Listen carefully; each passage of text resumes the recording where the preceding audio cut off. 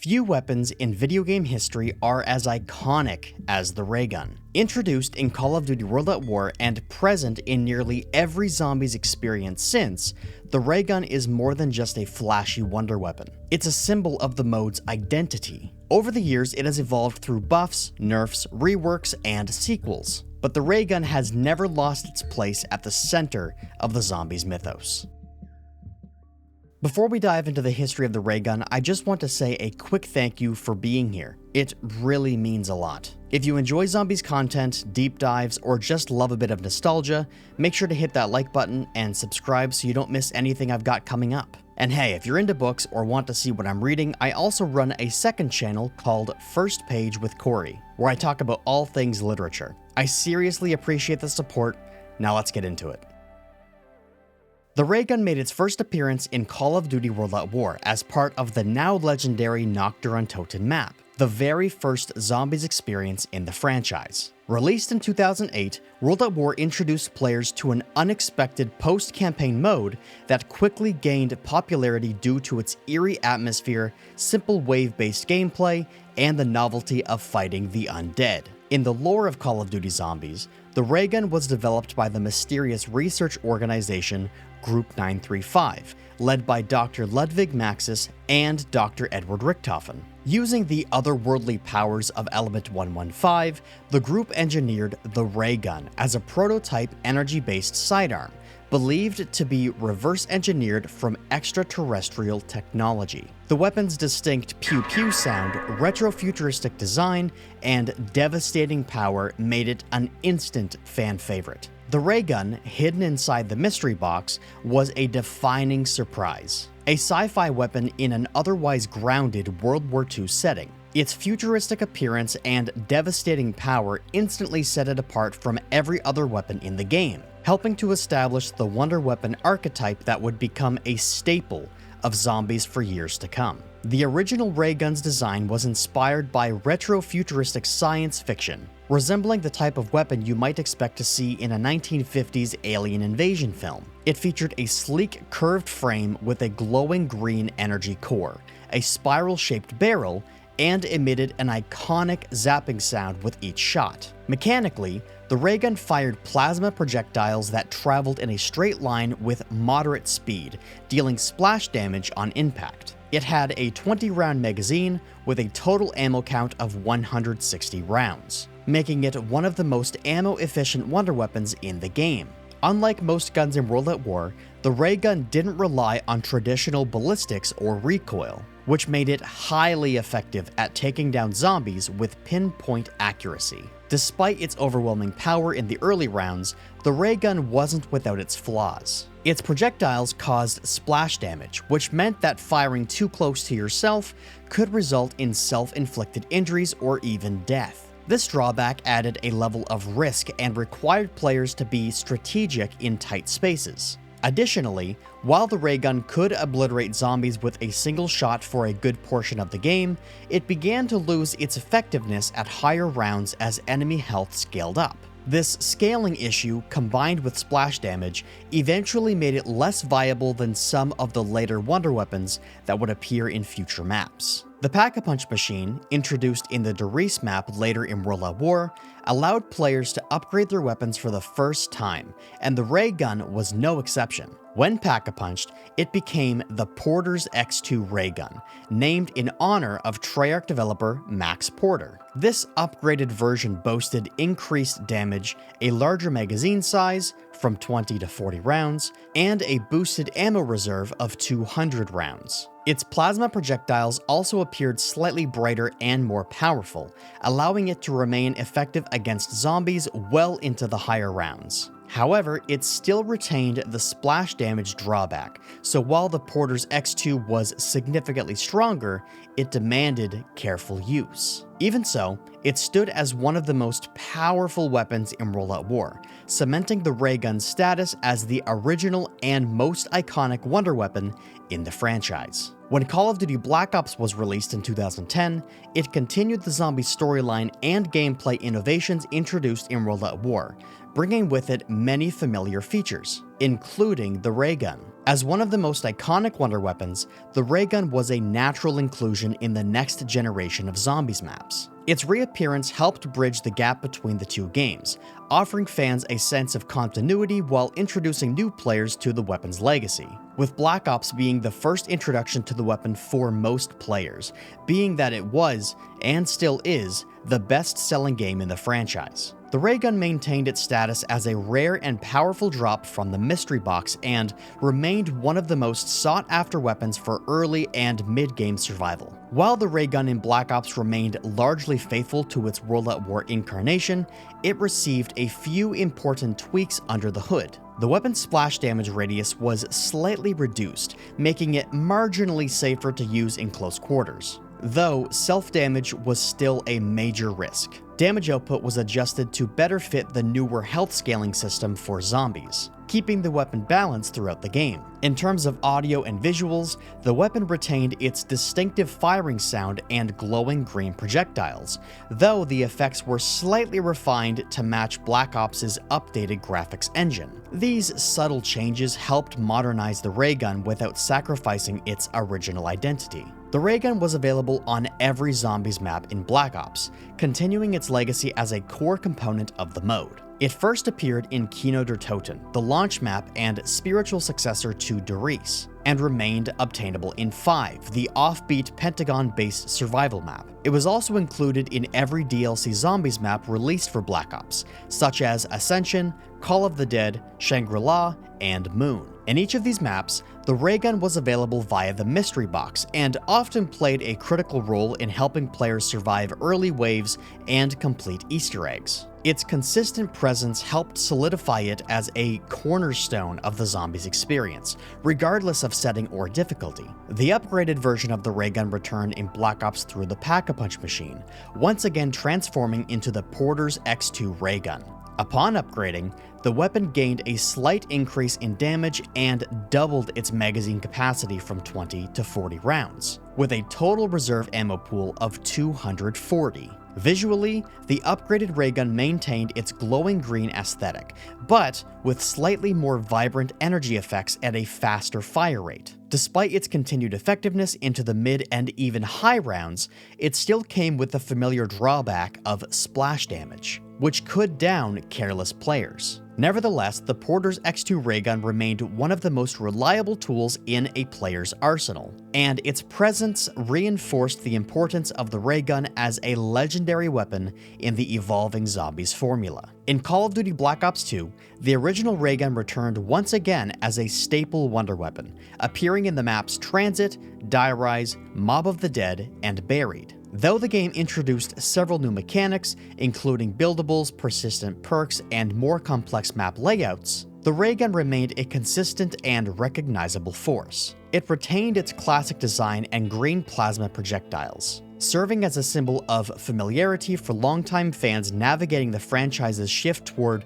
more experimental Zombies gameplay. Players continued to rely on it in early to mid rounds, especially when dealing with tightly packed zombie hordes or escaping dangerous situations. While the core functionality of the ray gun stayed mostly the same, Black Ops 2 implemented a subtle nerf to its damage output, particularly at higher rounds. Compared to its performance in previous titles, the ray gun began to lose its killing power sooner, becoming less effective as zombies gained more health. This balancing decision reflected a broader shift in Zombies' design, which was beginning to favor tactical diversity and the use of map-specific wonder weapons. Additionally, the splash damage remained a major drawback, especially on vertical maps like Die Rise, where players often found themselves trapped in close quarters. As a result, the ray gun was no longer the dominant endgame weapon it once was, but rather a solid option with notable risks. The true evolution of the weapon came with the introduction of the Ray Gun Mk2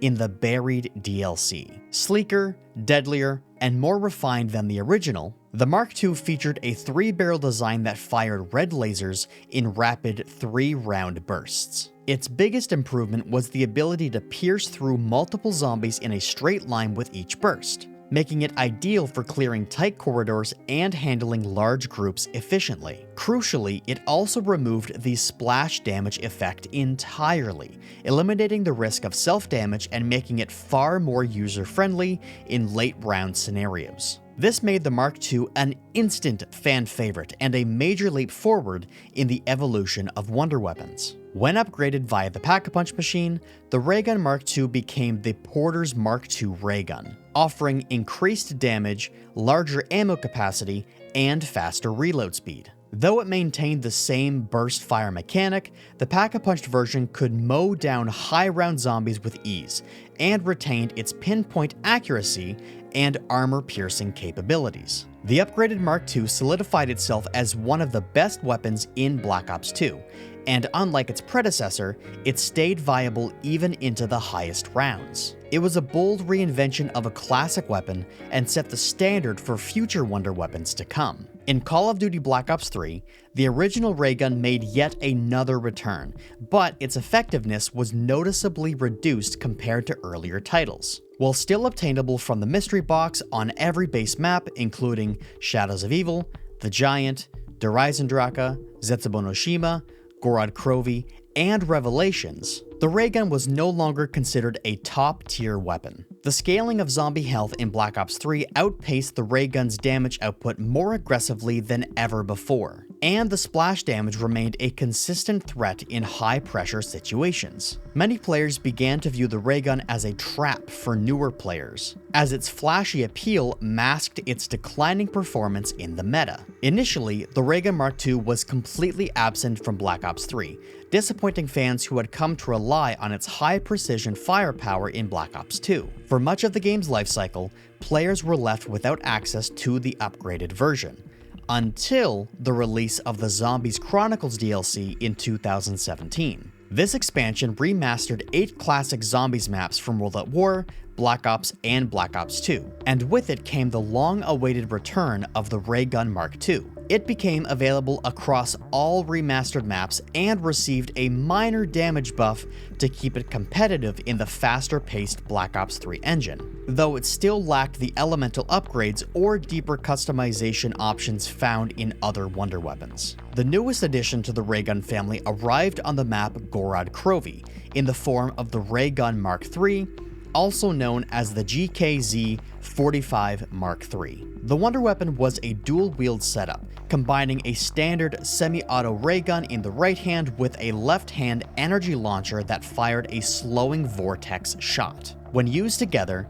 the two weapons created a powerful combo. Enemies caught in the vortex were shredded by the ray gun's beam, allowing for devastating crowd control. When Pack-a-Punched, the weapon became the dual-wield Dragon's Glare, increasing damage and adding visual enhancements. The Mark III was praised for its creativity, utility, and synergy, standing out as one of the most versatile wonder weapons in the series. Black Ops 3 also marked the point where the ray gun began to fall behind the increasingly complex and powerful wonder weapons introduced on each map. With the addition of mechanics like alternate ammo types such as Deadwire, Blast Furnace, and Turned, upgraded bows, swords, and elemental weapons, the standard ray gun often felt outdated. While still viable in early rounds, its splash damage remained lethal to the user, and its lack of synergy with the new upgrade systems further cemented its role as a relic of the past. Though it retained its visual charm and iconic sound,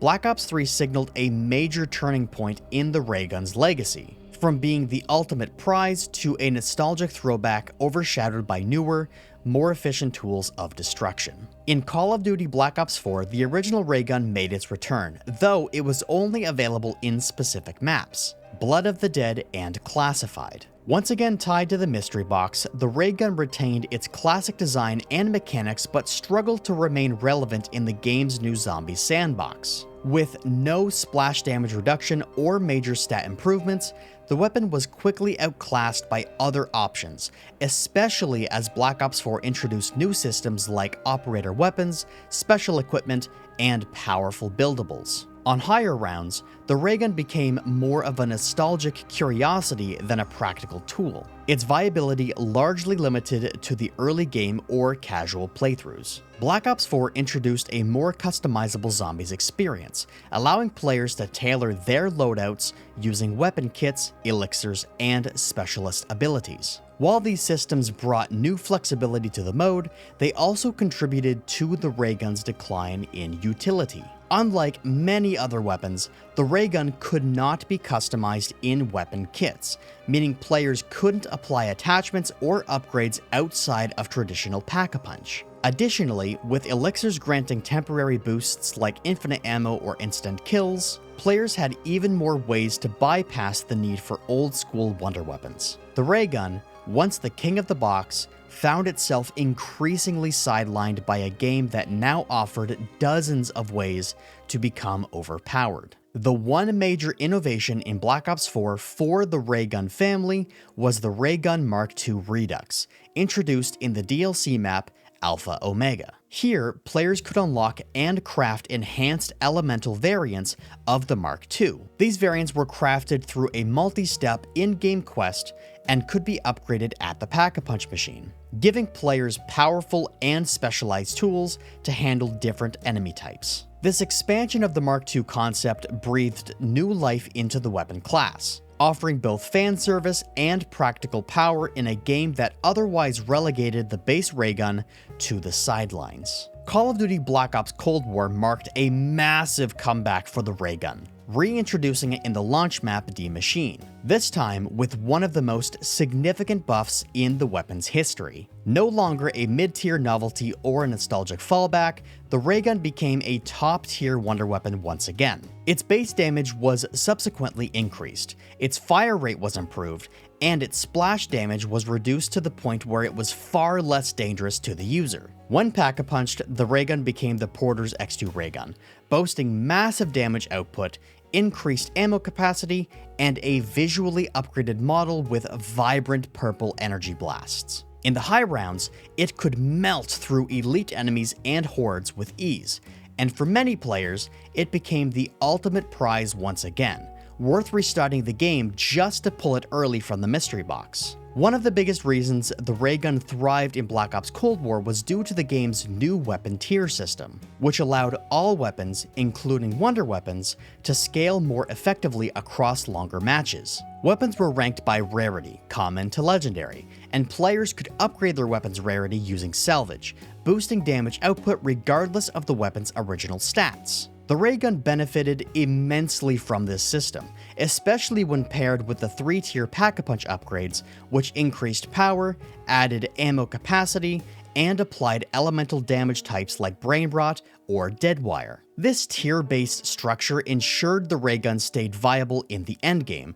something previous titles had struggled to balance. With the ability to be continuously upgraded and synergize with perks and field upgrades like Ring of Fire, the ray gun was not just viable, it was dominant. In Call of Duty Vanguard, the ray gun made a quiet and somewhat limited return, highlighting its diminished role in the game's overall wonder weapon landscape. Its reintroduction came with minimal fanfare, and while longtime fans were glad to see it included, its placement felt more like an afterthought than a central gameplay feature. This reduced presence reflected Vanguard Zombies' broader identity crisis, as it struggled to connect with the traditional zombies community due to its departure from core mechanics and tone. When the ray gun finally returned in Vanguard, it failed to live up to the standard set by Black Ops Cold War. Its damage output was significantly lower than fans expected, especially in a game where high round scaling demanded consistent and powerful weaponry. While it was technically still capable of killing zombies, it lacked the punch and crowd-clearing efficiency that had made it dominant in Cold War. The splash damage also made a return, and without sufficient support systems to protect the player from self-inflicted harm, the ray gun felt more like a liability than a reward. Its underwhelming performance made it fall behind other wonder weapons and support tools introduced in Vanguard, and players often ignored it in favor of more efficient alternatives. Despite its lackluster performance, the ray gun's design in Vanguard remained faithful to its classic aesthetic. The weapon retained its retro-futuristic shape, glowing accents, and signature sound effects, though with a slightly more weathered texture to match Vanguard's World War II inspired art direction. It didn't receive any major visual overhaul or animation changes, but its iconic look still stood out in the game's otherwise grounded and militaristic arsenal. This contrast made it feel a bit anachronistic, that's a $5 word, in Vanguard's tone and setting. Something that, while jarring, also reinforced the ray gun's status as a relic from a different era of zombies. In many ways, its inclusion was more about nostalgia than practicality, serving as a symbolic link to the franchise's roots, even if it no longer held the same weight in gameplay. Call of Duty Modern Warfare 3 reintroduced the ray gun as a wonder weapon in its open-world zombies mode, commonly referred to as Modern Warfare Zombies, or MWZ. Unlike previous games where it could be pulled from the mystery box or crafted through quests, the ray gun in MWZ was acquired as a randomized wonder weapon drop, found within high-tier loot caches, mystery chests, or as a reward from high-risk contracts and objectives. Its return was met with enthusiasm, especially from longtime fans who were eager to see how the iconic weapon would function in a completely reimagined zombies experience. Though its availability was much rarer than in traditional round-based modes,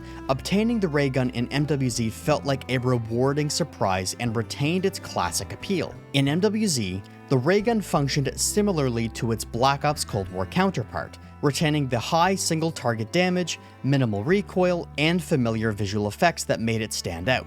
The open world structure of MWZ, with its contract-based objectives and extraction elements, created new ways to use the ray gun effectively. It wasn't just about surviving waves anymore.